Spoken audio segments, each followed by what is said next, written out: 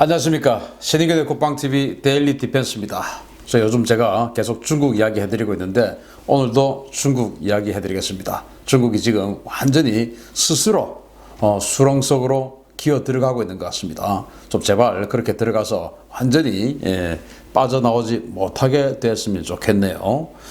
저는 그렇게 생각합니다. 우리가 중국 경제에 종속되어 있기 때문에 중국이 힘들어지면 우리도 힘들어진다 라고 이야기하는데, 저는 우리 좀 힘들어져도 진다 하더라도 그걸 좀 감수하고라서도 중국이 조금 더 힘들어졌으면 좋겠다라는 생각을 하고 있는 사람입니다.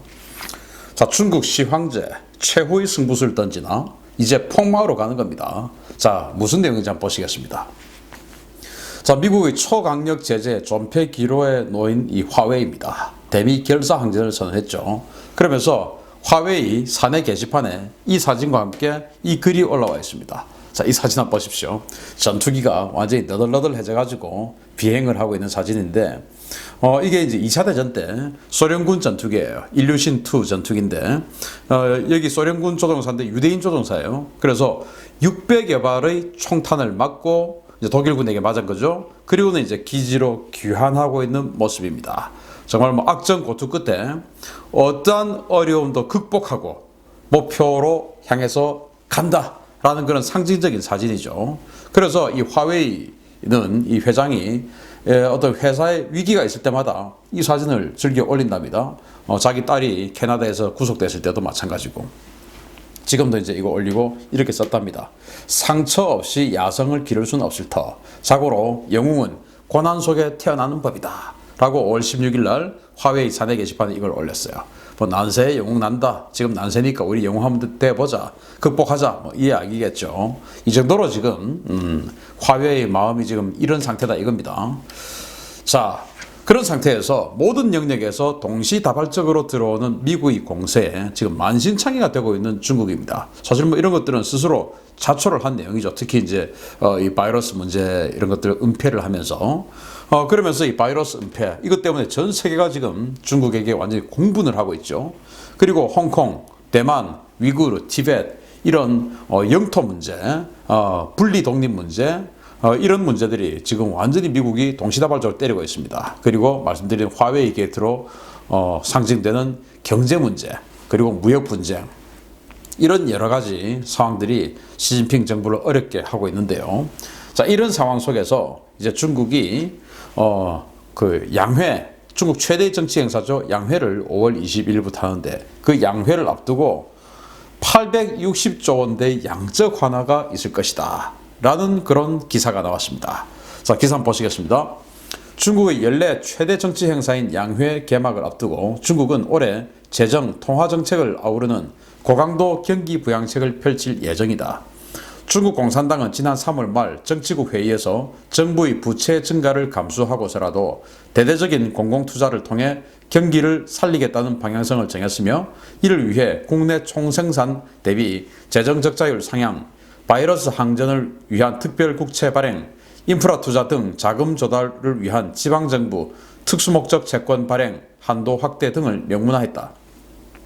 중국은 올해 GDP 대비 적자율을 작년 2.8%에서 올해 3.5%까지 높일 것으로 보이며, 지방정부 특수목적 채권 발행 목표는 작년 2조 1,500억 위안에서 크게 늘어난 3조 위안대, 중앙정부 특별국채는 2조 위안대로 국채 발행을 통해 확보하려는 예산은 최소 5조 위안이다. 즉 860조 원이다 라는 보도가 나왔습니다.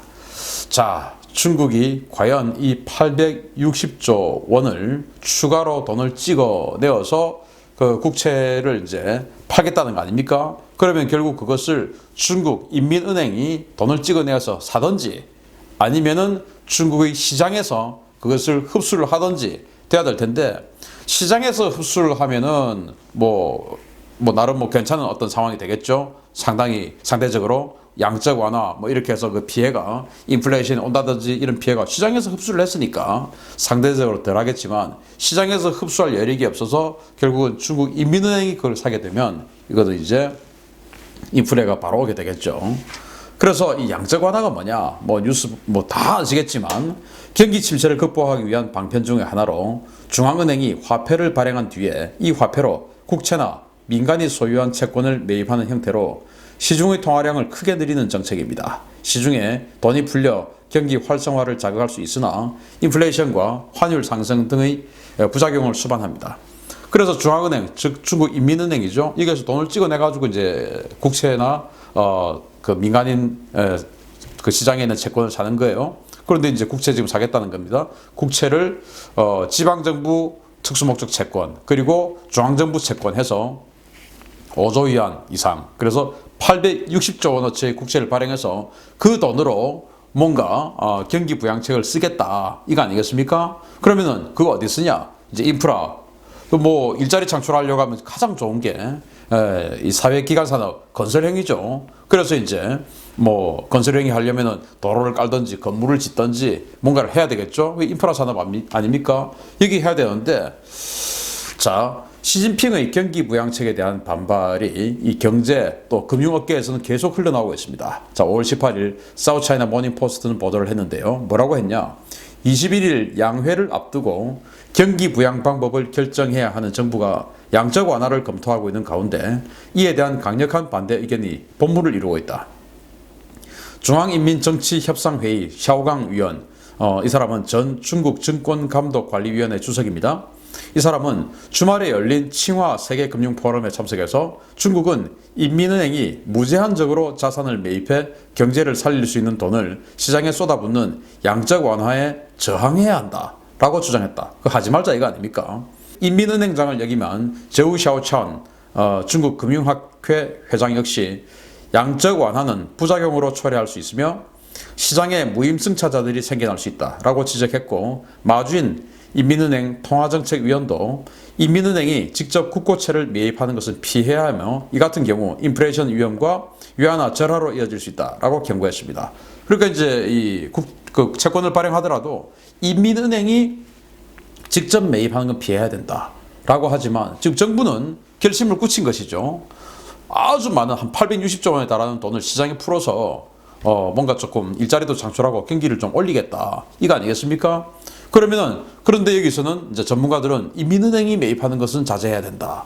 왜? 바로 인플레이션과 환율 절하로 이제 평가 절하로 이어지니까. 그런데 시장에서 흡수할 수 있어야 되는데 경기가 나쁘기 때문에, 또 시장 상황이 안 좋고 기업들의 체력이 지금 아주 약화되어 있는 상태이기 때문에 이렇게 많은 돈을 시장에서 개인이, 가게가, 또 기업이 매입할 수 있는 여력이 안 되는 것이죠. 안 되면 어떡합니까? 지금 시진핑 정부는 돈이 필요하다고 하는데 인민은행이 사야 되죠.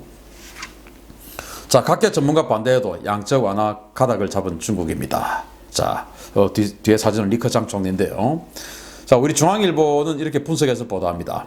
중국 중앙은행인 인민은행이 10일 발간한 이 통화정책 이행 보고서에서 2018년 2분기 이후에 8개 분기 동안 유지되었던 따시망관이라는 표현이 사라졌다.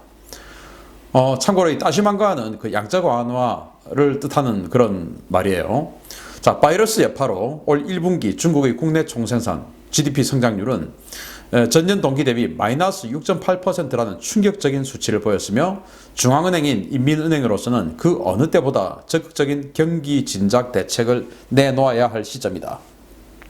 인민은행은 보고서에서 바이러스가 중국 경제에 준 충격을 전제하면서 유동성을 합리적이고 풍족하게 유지해야 한다. 여신 지원을 늘리며 개혁적인 방법으로 통화정책의 시장 이행이 잘 되도록 해야 한다. 라는 문구를 삽입해서 양적 완화를 시사했다. 라는 겁니다. 결국 이제 양적 완화를 한다는 말인데, 따시망관이라는 표현이 계속 이제 그러니까 양적 완화를 안 해야 된다. 라고 하는 표현이 지난 8개 분기, 그러니까 2년 동안 계속 보고서에서 이렇게 나와 있었는데, 이제 그 보고서에서 양적 완화, 따시망관, 양적 완화를 하지 말아야 된다 라는 말이 사라졌단 말입니다.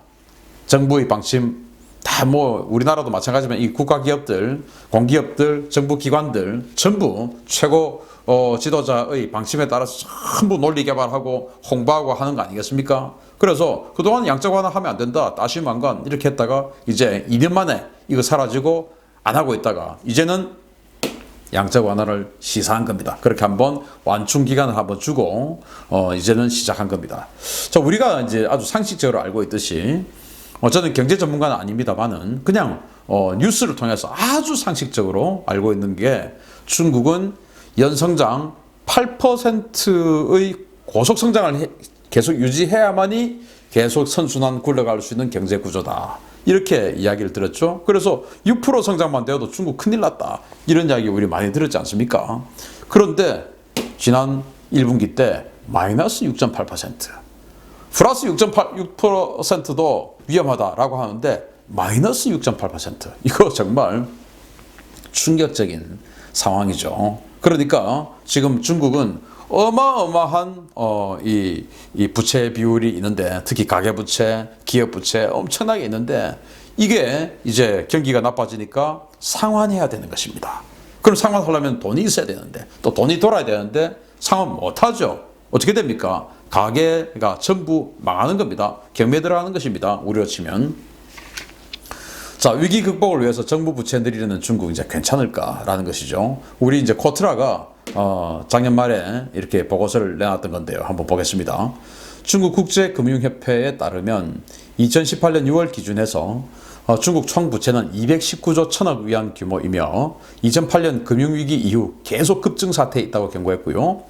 국제결제은행에 따르면 중국의 GDP 대비 총 부채는 2008년에 138%, 이후 2015년에 232%, 2017년에 243%, 18년은 253%로 매년 급증했습니다.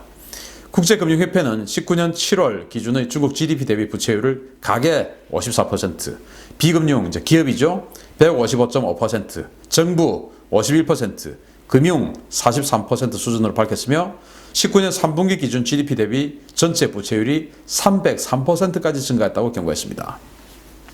BIS, 즉 국제결제은행은 중국의 부채 증가 비율이 다른 나라들보다 매우 빠르다라고 지적하면서 그 원인을 과도한 인프라 투자에 따른 정부 부채 증가 때문이라고 지적했으며, 월스트리트 저널은 대규모 인프라 투자가 인프라 가치의 절하로 이어져 부채만 키우는 꼴이다라고 지적했습니다. 자, 이 말은 뭐냐? 중국이, 자, 여기 중국 그 정부 부채 비율이 51%예요. 참고로 우리 대한민국은 한 43% 정도 됩니다. 여기에 지금 정부 부채 비율을 지금 860조 원 양적 완화를 통해서 훨씬 더 지금 높이겠다는 거 아닙니까? 그걸 높여서 가계에 풀겠다는 거예요. 가계에. 왜냐? 돈이 없으니까, 그 가계에 돈이 없어서 지금 집을 많이 가지고 있는 사람들이 그 부동산 버블이 생기니까 너도 나도 집을 사서 집 가지고 이제 재테크를 하려고 했던 사람들이 지금 돈이 탁 마르니까 이제 집을 계속 보유를 할 수가 없죠. 제가 좀 이따 보여드릴 텐데 중국의 1가구 2주택 3주택 비율이 엄청납니다. 그런데 그 돈들을 다 어떻게 하겠습니까? 원래는 1가구 2주택 3주택자들이 왜 집을 삽니까? 그게 투자 가치가 있으니까 사는 거예요. 근데 지금은 투자 가치가 없어지는 겁니다. 그러면 어떻게 됩니까? 자신의 자본을 투자를 했는데 그 자본을 잠식되게 되죠. 왜냐? 빚을 내서 샀기 때문에 일부 자본과 그리고 상당량의 빚을 통해서 집을 구입을 했는데 집이 세가 나가질 않죠. 세가 나가 있다 하더라도 그 세입자를 그대로 붙잡아 두기 위해서는 또 집세를 낮춰줘야 되죠. 그러면 그것은 결국 은행 부채도 이자도 갚지 못하는 그런 상황밖에 안 되는 것이죠. 점점 자기 자본을 갉아먹는 자본 잠식, 가계 자본 잠식 상태가 되는 겁니다. 그러다가 나중에 이제 빈털터리가 되는 것이죠. 그래서 중국은 너무 그동안 인프라 투자를 많이 했다라는 겁니다. 그래서 그 인프라의 가치가 낮다라는 겁니다. 그래서 지금 또 그렇지만은 중국은 다시 일자리 창출과 가계에 돈을 주기 위해서 또 인프라 투자 공사를 하기 위해서 또 860억 원의 정부 양적 완화를 하겠다. 이거 아니겠습니까? 자, 이거 한번 보십시오. 여기가 캉바스라고 하는 도시인데요. 여기 뒤에 있는 사진이. 딱 보기에도 정말 대단한 도시입니다. 중간에 엄청나게 넓은 공원이 쫙 돼 있고요. 그리고 양쪽에 이제 도로가 쫙 있고 그 양쪽에 이제 상가와 집들이 쫙 있습니다. 정말 대단하죠. 캉바스. 여기는 내몽골 자치구인데, 그 중국이 이 중국의 두바이를 꿈꾸면서 만든 도시라고 해요. 인구 100만 명 유치하는 신도시였는데 지금 3만 명이 들어와 있답니다. 인구 100만 명 유치하기 위해서 이 도시 인프라를 구축을 하고 그리고 집도시였는데 3만 명이 들어와 있다. 그러면 여기 있는 이 상업지구의 공실 어떻게 하겠습니까? 이 상업지구를 지어놓고 분양을 하려고 했던 건설업자들 어떻게 되겠습니까? 또 그것을 분양받았던 사람들 지금 세입자들이 안 들어오는데 어떻게 되겠습니까? 다 망하는 것이죠. 국가는 이 정도 도로를 이렇게 만들어 놓았으면 여기서 세금이 거쳐져야 되는데 100만 명이 들어와서 여기서 막 경제활동을 하면서 세금을 내야 이렇게 많은 도로와 공원 지어놓고 막 이렇게 해서 해놓은 이 돈을 국가가 회수를 할 수 있을 텐데 3만 명이 들어왔어요. 3만 명. 우리나라로 치면 한 개 동 정도밖에 안 되죠. 이런 상태. 그런데 중국에 지금 이런 유령 도시가 수십 개가 있다는 거 아닙니까? 자, 뉴스핌 베이징 특파원 보도 한번 보겠습니다.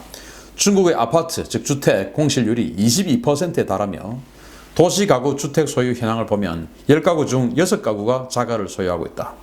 두 채 이상, 세 채 이상 보유 가구는 그러니까 두 채 이상 집을 보유하고 있는 가구가 31%, 세 채 이상 보유하고 있는 가구가 10.5%에 달하며 전국 평균으로는 가구당 1.2채를 보유해서 집이 남아도는 상황이다. 공실률은 호황 때는 별 문제가 아니지만 불황 시에는 상당히 다르다. 바이러스 사태 이후에 주택대출 상환 부실률이 전보다 훨씬 높아졌고 엄청난 통화 부양이 없을 경우에 중국의 향후 집값은 하락 압력에 노출될 수밖에 없다. 이야, 중국 사람들 집 정말 많죠. 중국인의 31%가 집을 두 채를 갖고 있다는 거 아니에요. 그리고 중국인의 10.5%가 세 채를 갖고 있다는 거 아닙니까? 이야, 정말 부럽습니다. 그런데 그 부러움이 이제 재앙이 되는 것이죠. 왜냐? 집 사면 그게 집값이 마구마구 오르기 때문에 자꾸 자기의 재산이 불어나니까 집을 샀는데 이제 집값이 안 오르게끔 되죠. 공실률 22%, 집이 전국에서 22%가 비어 있다는 겁니다. 어떻게 하겠습니까? 망하는 것이죠. 그걸 망하지 못하게 하기 위해서 지금 정부가 양적 완화를 하겠다는 건데 그게 다시 한번 또 수렁으로 늪으로 들어가는 것이죠. 그래서 회생 불가로 내몰린 이 중공 주도의 중국 경제, 이제 폭망의 길만 걷게 될 수밖에 없다라는 것이죠. 그래서 사실 뭐 이 사회주의 국가들 그리고 진보 정권 뭐 이런 데는 자꾸 빚을 내서 통화를 계속 이제 부채 비율을 늘리면서까지도 뭔가 국민들에게 돈을 자꾸 풉니다. 그래서 뭐 베네수엘라나 뭐 이런 나라들 다 그렇지 않습니까? 그런데 내 돈 아니니까 정권만 잡고 있으면 되니까 내 돈 아니니까 뭐 어때서 그죠? 그런데 정말 중국은 이런 식으로 가다가는 베네수엘라로 가는 문을 열고 한 발 들이미는 것이 아니냐라는 생각을 할 수 있죠. 거기다가 이제 아까 말씀드린 이런 여러 가지 문제들, 인종 문제, 소수민족 문제, 그리고 독립 문제 이런 것들까지 확 동시다발적으로 터지면 정말 감당할 수 없는 그런 분열 사태가 될 수 있죠. 뭐 중국의 역사 우리가 다 알고 있지 않습니까? 하나라, 상나라, 주나라 시대 때부터 쭉 이렇게 내려오다가 춘추전국으로 완전히 난세로 들어갔다가 한나라가 잠시 통일했다가 또 난세 들어갔다가 또 후한이 통일했다가 또 난세 들어가서 5호 16국 시대 또 분열했다가 또 수나라 통일했다가 또 난세 들어갔다가 또 당나라 통일했다가 뭐 이런 식으로 계속 외세 또 완전 나라 짓밟히고 뭐 이런 식으로 계속 했지 않습니까? 자, 지금 중국이 청나라가 외세, 사실은 한족 입장에서 외세 짓밟힌 뭐 거였지만 어쨌든 뭐 자기네들은 다 한족이라고 요즘 주장하니까 자, 지금 중국이 다시 분열될 시기 역사적으로 되지 않았겠습니까? 새로운 5호 16국 시대, 새로운 춘추 전국 시대, 새로운 5대 10국 시대가 머지 않았음을 좀 느껴주게 해줬으면 좋겠습니다. 시황제께서. 자, 한번 지켜봅시다. 양회 어떤 결정이 나올지. 마치겠습니다. 감사합니다.